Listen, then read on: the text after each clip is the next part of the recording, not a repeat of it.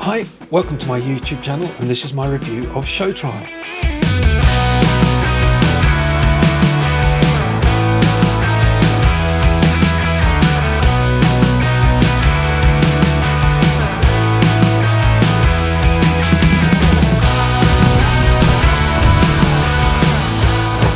So this is a review of Show Trial, and I'm going to look at it through the eyes of what I've been talking about in my daily boot up videos, and that's the pillars of my storytelling, which is orphan, warrior, hero, ticking clock, and of course the casting.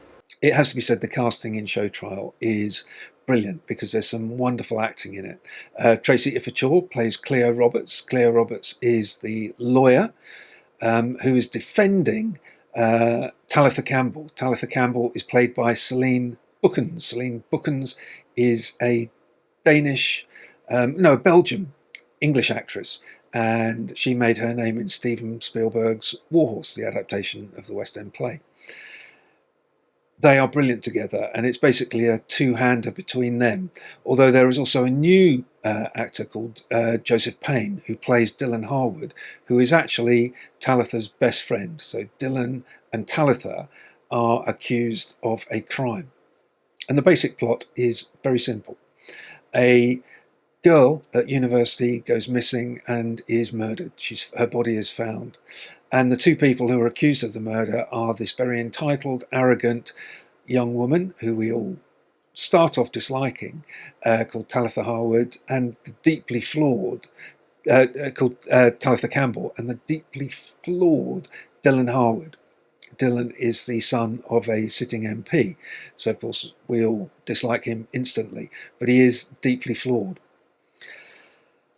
I think the two, there are almost three orphans that are kind of tied in together as we weave our way through this plot. And the three orphans are Cleo, Talitha, and Dylan. Dylan because he's so flawed, because we can see that he struggles, and he's struggling enormously with the fact that his mother is so well known and successful and a high achiever. Talitha is a really true orphan in that she's cut herself off completely from her family. Her father is a very, very wealthy billionaire property developer, and she's completely cut herself off to the point where she's actually doing sex work webcamming at university, and goes by the name of Lady Tease, to help pay her way through university because she's cut herself off from her family.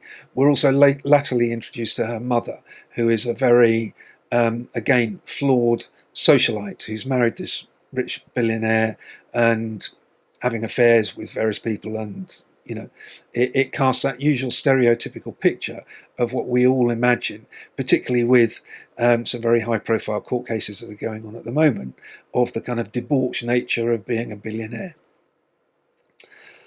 So, as we get into the piece, the police, who are probably the more annoying group of actors in this in this piece, they wander about going, "Get in there," and things like this, and that did grate on me a little bit after a while, because I don't think people in real life go around going, "Get in there," every time they face a piece of evidence that corroborates the theories that they have imagined, almost preconceived, because of their prejudice against these rich, entitled, arrogant young people, Talitha and Dylan. Anyway, we move through the investigation period, all shot on location, and then finally they're brought to justice. They're both arrested, charged with murder, and brought to court. This is the bit where you should probably really understand there's a few spoilers, because we go through the trial, and the ticking clock is really will they, won't they, because it is essentially an old-fashioned whodunit. First of all, it's a literal whodunit, as in who committed the crime, and we find out that the police believe it was Talitha and Dylan. And then we move through to the courtroom drama phase, where it's will they be found guilty or won't they. Cleo, the lawyer, firmly believes that Talitha is innocent, and I think we as an audience do as well.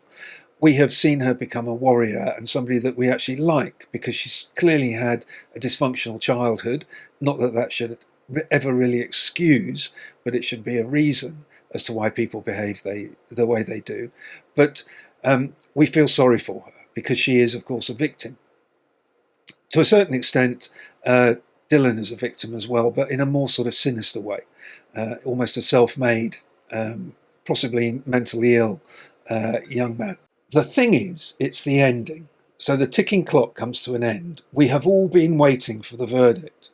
And the verdict that eventually comes out is that, and this is the bit where you should stop listening or plug your ears up if you don't want to know, Talitha is found innocent, and Dylan Harwood is the villain of the piece. He actually murdered this other young woman at the part, or just after the end of term ball.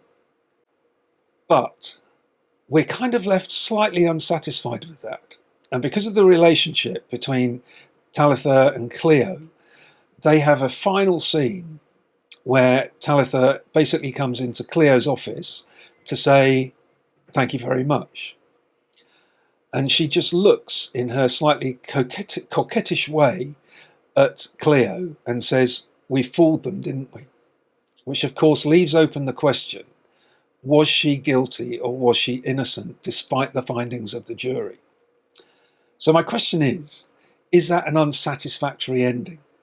Do we need to know definitely, unequivocally, whether she was guilty or innocent to have a satisfactory end to the ticking clock? Or is indeed the slight casting of doubt a very interesting one that involves a conversation after the end credits have gone and leaves you thinking? I don't know, but I loved it, and I would give it a 9 out of 10. Losing a point because of the policeman's "get in there," but otherwise it's a 9 out of 10. But I'd be interested to hear if you've watched it and what your comments are about the ending.